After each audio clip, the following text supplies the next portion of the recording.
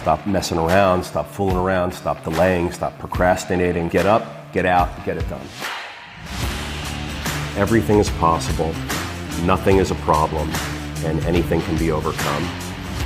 I just get my ass up out of bed, I get my shit together, and I get out and I start the fight. And that will transform you from a mere mortal into a superhuman being. I've never, ever, ever met anybody who told me that they got rich watching their IRA or their 401k.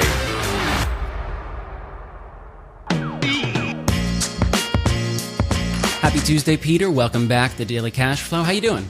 George, I'm overly, I'm well, but not because there's amazing, fabulous things happening. I'm lucky. I take care of myself. I have a very strong mental focus, and it's allowing me to get through what I think is otherwise a screwed up time that we're in right now. Yeah. I feel like people aren't well.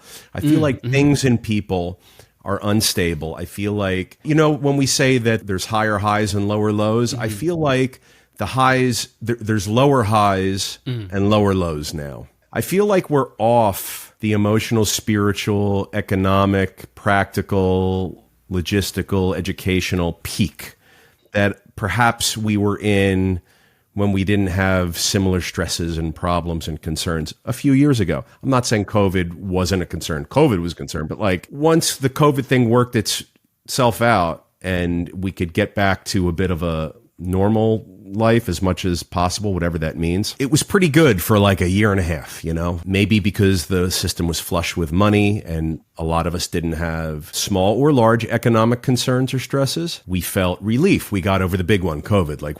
We got through it. And so there was a sense of triumph. I don't feel that same sense of triumph right now. I feel like it's a sense of defeat and getting worse. We're now back to in the trenches, the battles, day-to-day battles. There's an inability or a different ability to plow through and process the small stuff. There's still highs and lows. There always are highs and lows, but I feel like it's not the same. And so... Well, I think it's something that, you talk all the time about. One of the phrases that we use all the time is it can always get worse. And using that as a tool to kind of reconnect with gratitude. And I think that was easier to do post-COVID because we had just experienced something worse. You had just experienced that thing. 9/11 just passed, and that was another experience like that where, something terrible had happened. And so you didn't need to be reminded that it could always be worse. You knew. It was an experience that you realized. And so you were grateful for the day that you had now. Yeah. I think now there's been distance between that. And so people are less likely to, ground into gratitude more naturally. I tell you, the 9/11 thing is a very relevant thing. And every year when 9/11 comes up, I feel this heaviness. We all do. Yeah. And I had to talk to my kid about 9/11 the other day. It was surprising and shocking and a bit uncomfortable because she's a child and because I didn't know how to phrase things or fully describe things or... it was, and so that weighs on me. That never would have weighed on me in the past. That weighed on me this year. So that was new for me. But you asked how I am, that's how I am. I feel like the highs are lower and the lows are lower right now. And I feel like people's ability to just tuck in their shirt and move on, a little bit more fragile and compromised than it was before. Yeah, I would have to agree. Absolutely. You do? Yeah. You feel it too? No, I definitely. Yeah. Why do you feel it? We travel in different paths and different circles. We have different day-to-day schedules and responsibilities. Tell me. I think I would relate it to the distance from pandemic, that I think it's in contrast to that feeling of just getting out of pandemic and everyone, even the people that, it was one of two things. Either pandemic was terrible and really awful and you were just glad to be done with it, or there were certain fortunate people that I think pandemic was a break and allowed for some space to reflect and figure things out.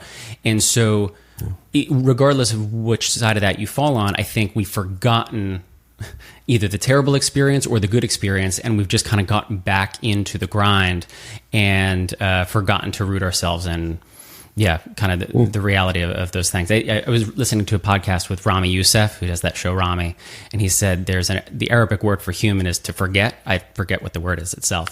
But that it's just like that. I feel like we completely forget to be grateful in those moments. So I think that's the vibe that I'm experiencing right now. Grateful. You mentioned gratitude again. Yeah. Yeah. It's amazing. So many things just come back to gratitude.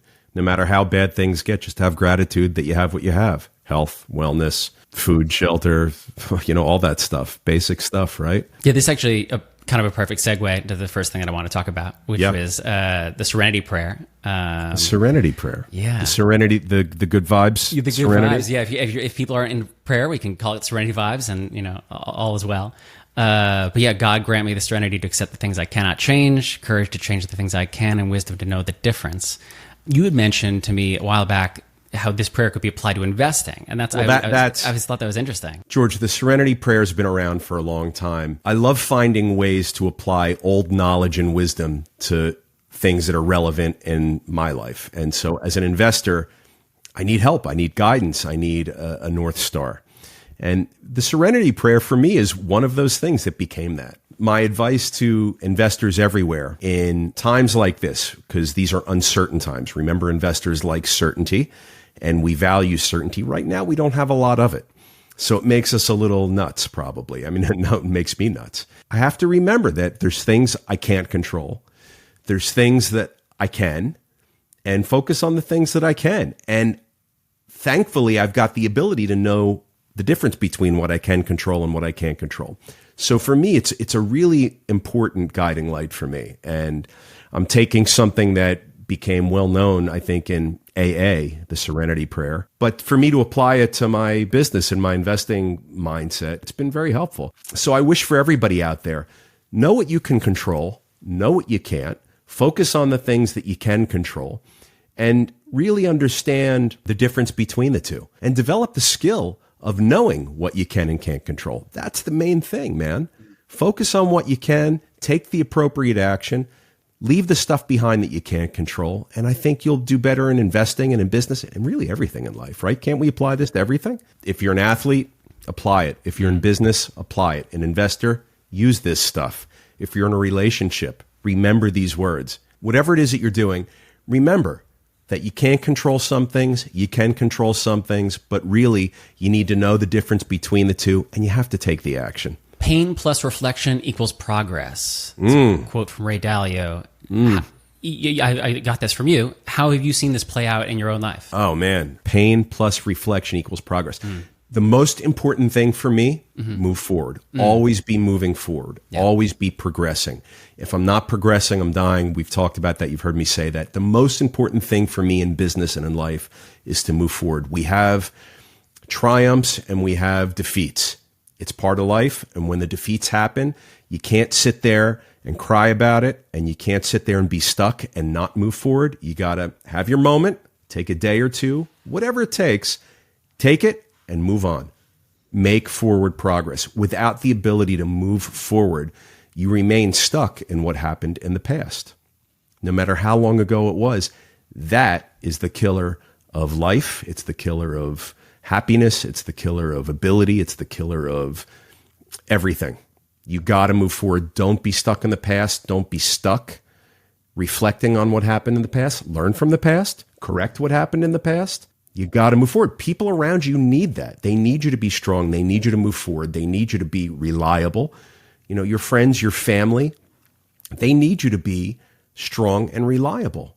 People want strong, reliable, dependable, consistent forces in their lives, in their relationships, in their friendships, in their family. I mean, this is what we all want. Whether you know it or not, whether you admit it or not, whether you agree with me or not, maybe you have different words than what I'm using, but people want strength and reliability, loyalty, stability, all of these things.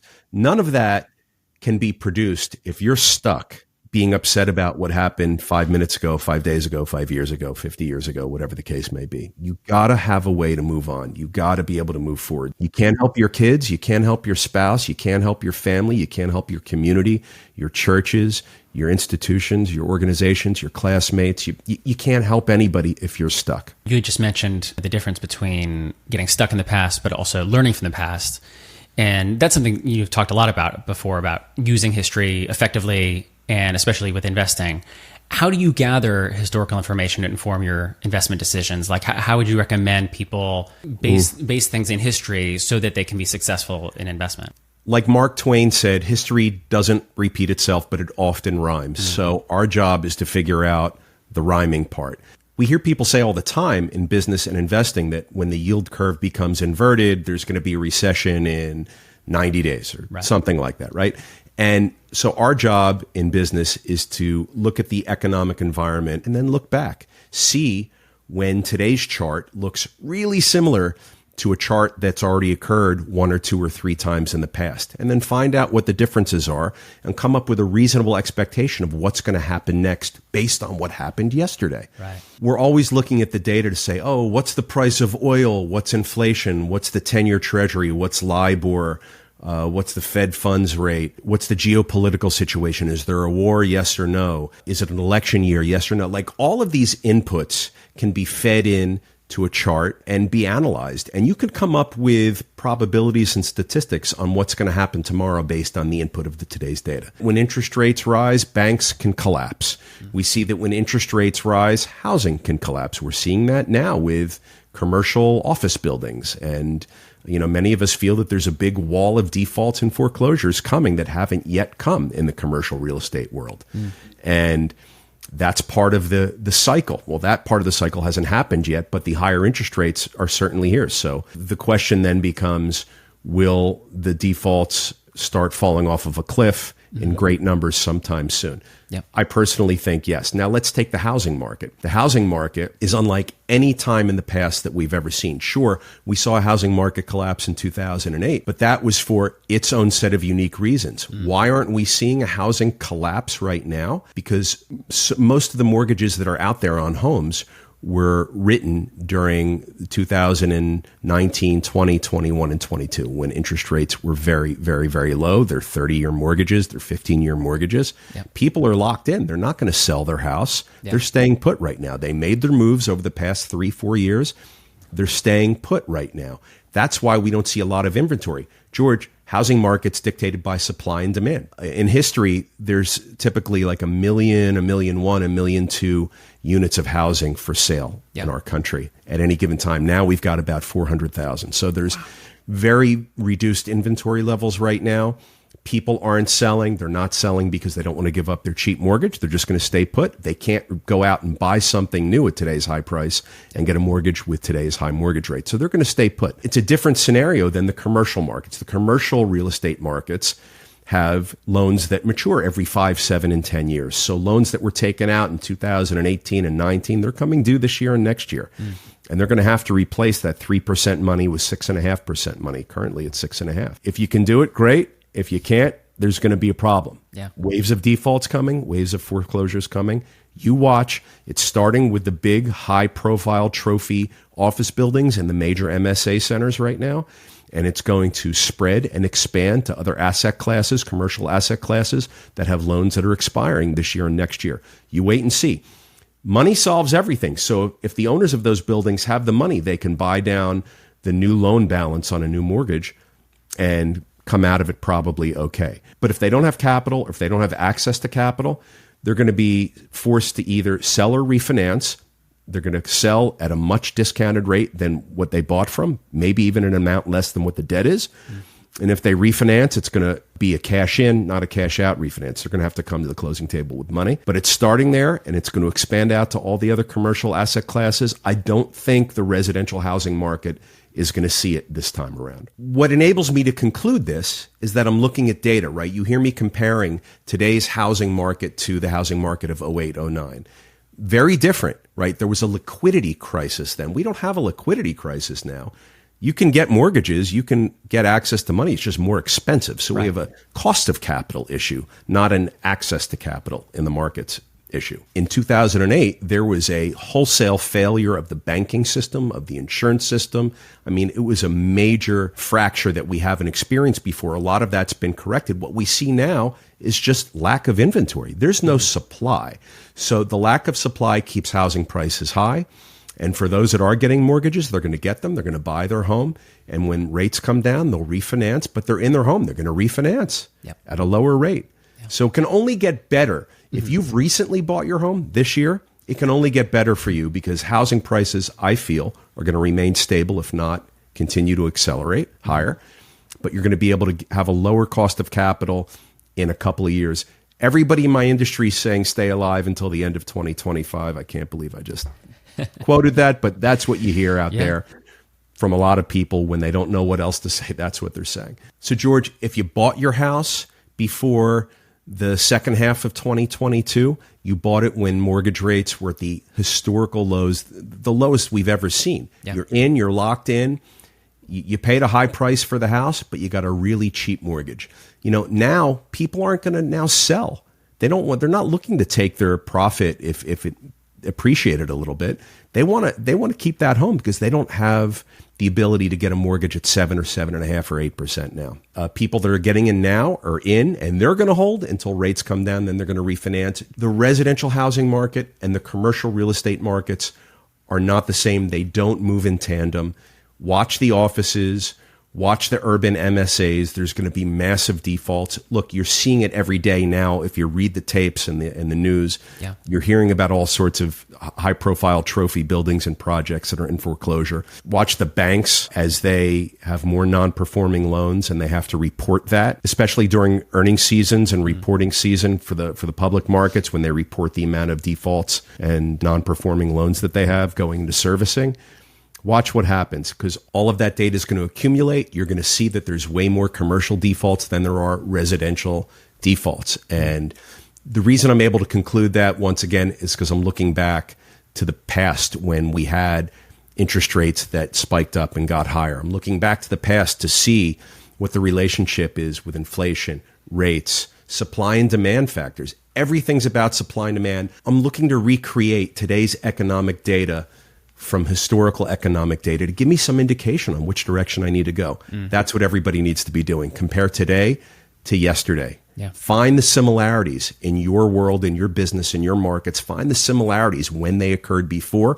Apply it to today. It'll give you the sense of direction you need. Creating your own roadmap of the numbers from the past. I love that. What is the difference between investment and speculation? So really, speculation's more tantamount to gambling to me because it only focuses on what the upside is without much regard for the downside, the risks, or how to manage the risks.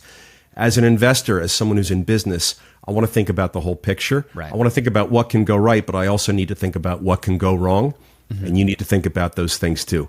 If you protect on the what can go wrong discussion, your what can go right scenario will be way more likely to pan out. But if you don't think about what can go wrong, it's likely going to happen. What are some of the things that, like, when you're considering all what can go wrong, what does that look like in practice for you? A change in the economic environment.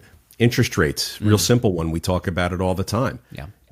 If I overpay for a building in 2021 with a cheap mortgage, what can go wrong? Oh, rents may not continue to go up.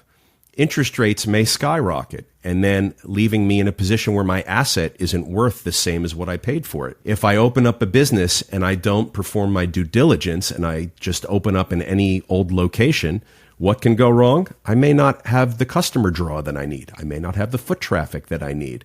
I'm not hitting my sales numbers. In business, we have to think of the downside and the upside.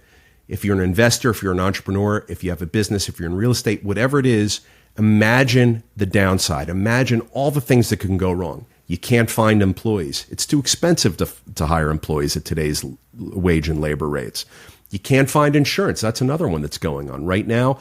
Look at all these different markets across the country that are forcing people to self-insure, which means they have to pay off their mortgages. Because if you have a mortgage on a home or a commercial property, your lender requires insurance. But if you don't have a mortgage, well, you're free to do what you want. It's yours. There's no bank attached. Yeah. So in markets like Florida and California and Colorado, where there's wildfires and floods and along the coast and all these places, the insurance companies are pulling back. The lenders are pulling back. No one wants to touch that stuff right now. That means that you, as a homeowner in one of these areas, you have to pay off your mortgage and decide if you want to self-insure. Instead of paying $10,000 a year in insurance premiums, pay off your mortgage and take that $10,000 in insurance premiums and just put it into a separate savings account. Over 10 years, you have $100,000 there. Yeah. That if you need to replace windows or a roof from a hurricane, it's there. But if you don't think about these things and you don't do them, that's your downside. People are going to get caught. Don't get caught. Think about your downside. Protect against your downside. You have to run out all the different scenarios, all the different paths. You really have to know your stuff. You have to know your business. Can you source your raw materials? Can you bank effectively? I mean, banking is not the same today as it was a few years ago. All of this stuff is going to dictate your success. If you're not thinking about it, who is? So when I invest, I'm thinking about my downside as it relates to my upside. And when I show up to work tomorrow and the next day, I'm managing my downside. The upside will take care of itself. I'm much less in control of my upside than I am in controlling my downsides. If we're talking about the Serenity prayer, I've identified the difference between upside and downside, and I want to focus more and take action more on what the downside issues are. Peter, have you heard about the security deposit cap thing in California? I've heard about it. California, once again, the forefront of making things different. We'll just say different for now. Absolutely. No, we're always talking about California. This is no exception. So this new assembly bill is essentially trying to cap security deposits to allow people to move in with less of an upfront cost. Critics are saying that this is going to reduce housing supply. Obviously, proponents are saying that it will, allow people to move in. What are your thoughts on this kind of situation? It will do both. It will reduce the housing supply, and it will also allow people to move in easier at a lower cost to their apartments because they won't have to come up with so much cash up front for security deposit, first and last month's rent, the application fees. All of that can add up, and it can get very expensive. Here's what I don't like about this policy and so many other housing policies and policies in general, George. This policy blankets the entire market with the same set of rules.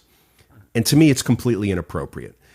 Look, the low-income end of the market, the middle-income end of the market, if a building is subsidized with a Fannie or Freddie loan, if you're getting some sort of tax incentives from your state or county or city, maybe it's appropriate then to give a little bit of a break to tenants so that they have more affordability moving in. But here's what I don't like about it. When you're setting broad policy like this, you're not only forcing the policy on the people that could really benefit from it, but you're also forcing the policy on a massive section of the market that doesn't need it. Right. They don't need the policy. They don't need the benefits.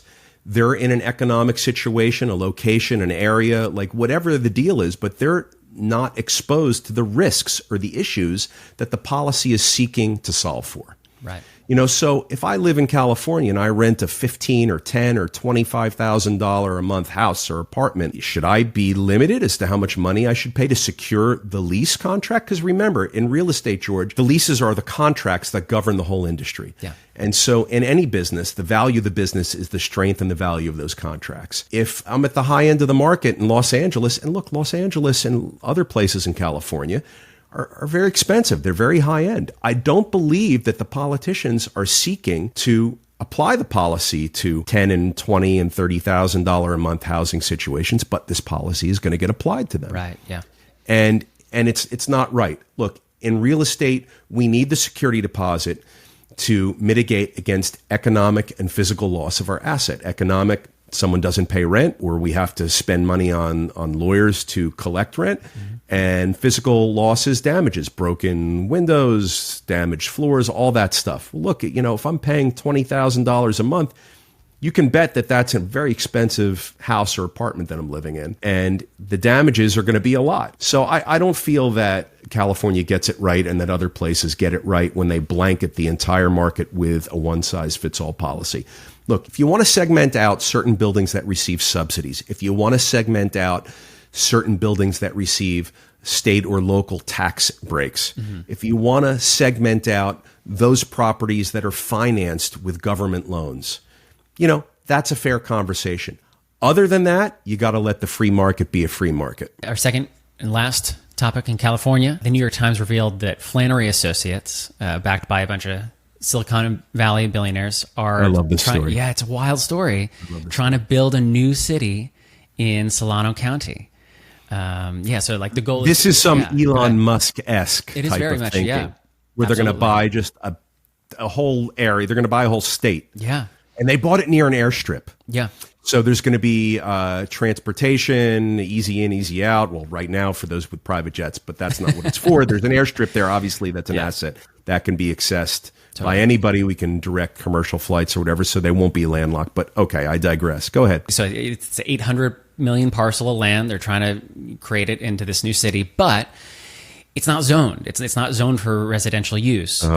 So my question is twofold. One, just what is the process of rezoning like in your experience, and how likely do you think that this project gets off the ground? Rezoning. This conversation went in a completely different direction. I thought we were going to talk about the details of these tech billionaires that bought all this land and the project that they want to do. But no, you're asking me about zoning because it's not zoned for residential. I love it. Yeah, it's wild. So first of all, California is at the forefront of the NIMBY movement. We talked about how the desert rats were more important than I think it was 9,000 units that they wanted to build somewhere in Eastern California. Here we are again. There's a massive parcel of land. They want to make it residential. It's not zoned for residential. Man, the environmentalists are going to come out and say, you can't do it. The neighboring counties are going to come out and say, you can't do it. And everyone's going to want their piece. Everyone's going to want their plug-in or connection fee. The neighboring towns and counties are going to say, oh, it's going to impact us so much. Our water supply is going to diminish. How much are you going to give us? Because we're not going to allow this to happen, whatever control they think they have over it. We're not going to allow this to happen. And man, California is like the forefront of this stuff. Yeah. People find ways to block projects and block. What a great thing. I think they want to build a city. Okay. These people want to create housing, and watch how difficult a time they have. So, George, what's the process of zoning? Depending on the state, it's like sticking needles in your eyes. Imagine in California, where it's one of the worst states to get zoning reform and zoning approvals, because again, of the NIMBY factor, and everyone's going to start crawling up your butt and asking for things and blocking you and hiring lawyers and lobbyists and land use attorneys. And it's going to go bananas. But if you live in a place like Texas, probably easier. If you live in a place like, Missouri or Kansas, probably easier, right? Because there's a lot of land. It's lower density. Sure, there's cities in these places, but again, we're talking about outside of urban centers. Like this example is way outside of urban centers. Yep. It's in the eastern part of the state where there's just a lot of land and low density. You watch. The story's not going to be how much they paid for it or all these great designs that are going to be part of the city that they want to build. The story's going to be all the opposition. You watch. Let's track it. Yeah. But I bet that's what we end up talking about in a half a year or a year from now.